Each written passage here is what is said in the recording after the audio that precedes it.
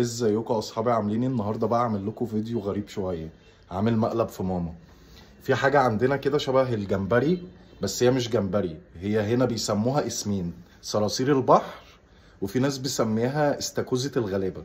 فانا طبعا هنا في البيت ما يعرفوهاش، انا اشتريتها من حلقه السمك وجهزتها وسويتها. هي سواها زي الجمبري والكابوريا، يعني هي مش عاوزه نار كتير. فدلوقتي بقى عاوز انادي ماما واشوف رد فعلها بقى هتقولي عليه. بصوا بقى، انا هناديها دلوقتي وعاوز اشوف رد فعلها لما تدوقها.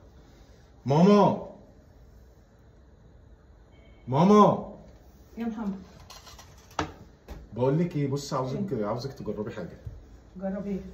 انت اولا عارفه انت برضه عملت استاكوزة القرف ده؟ البحر. انت عملت القرف ده برضه؟ والله ما صراصير. وصممت برضه تعملها؟ اسمعي بس، دي مش صراصير، هي شكلها يفجع على فكره. يا ابني كفايه بس اسمها. دوقيها بالله. انت تعرفي ان دي بتاكل ايه؟ بتاكل ايه؟ دي اكلها كله جمبري. يا محمد ده كفايه، يعني هي اسمها، ده كفايه اسمها يا ابني. والله العظيم تحفه واحلى من الجمبري، والله العظيم. انت قلبت صيني ولا ايه؟ بالله صيني.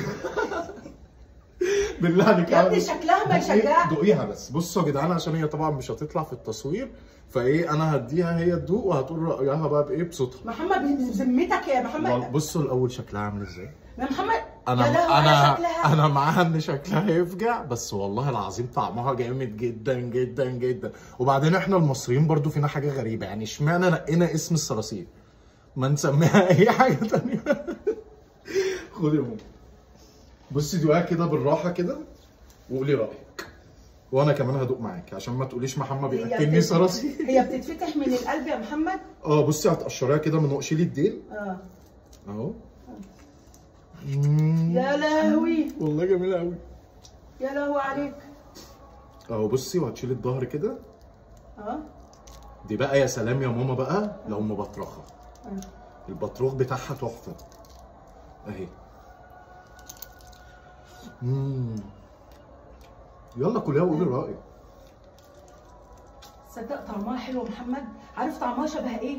ايه بالظبط، كأنك بتاكل جمبري كابوريا. مش قلت لك؟ ايوه يا محمد طعمها غير شكلها والله جامده جدا هي اسمها. ولا محمد صدق طعمها تحفه. بس تعرفوا بقى، انا مش عاوزها تتشهر لانها رخيصه جدا، في ناس كتيره قوي ما تعرفهاش، بس طعمها، انت جبتها منين يا محمد؟ طعمها جامد قوي من حلقه السمك. بس تحفه يا محمد، كأنك بتاكل جمبري كابوريا. انا بحب طعمها اكتر. تحفه. تسلم ايدك. وعملتها ازاي يا محمد؟ عادي بتحطها في شويه ميه، بس ميه بصوت، وبتحطي بقى البصل والطماطم اكنك بتعملي يعني اكنك كابوريا او جمبري، بس ما تسويهاش قوي، يعني السوا يبقى بسيط بحيث ايه ما تتهريش. بس والله يا محمد تحفه، وحرام اسمها على طعمها. انا يا ريتني لازم يشوفوا اسم تاني غير كده، لان طعمها تحفه بجد. هو لا، خليهم مسمينها صراصير عشان تفضل رخيصه. والله العظيم طعمها تحفه. بصوا يا جماعه، انا يا ريتني صورت وانا بعملها اصلا.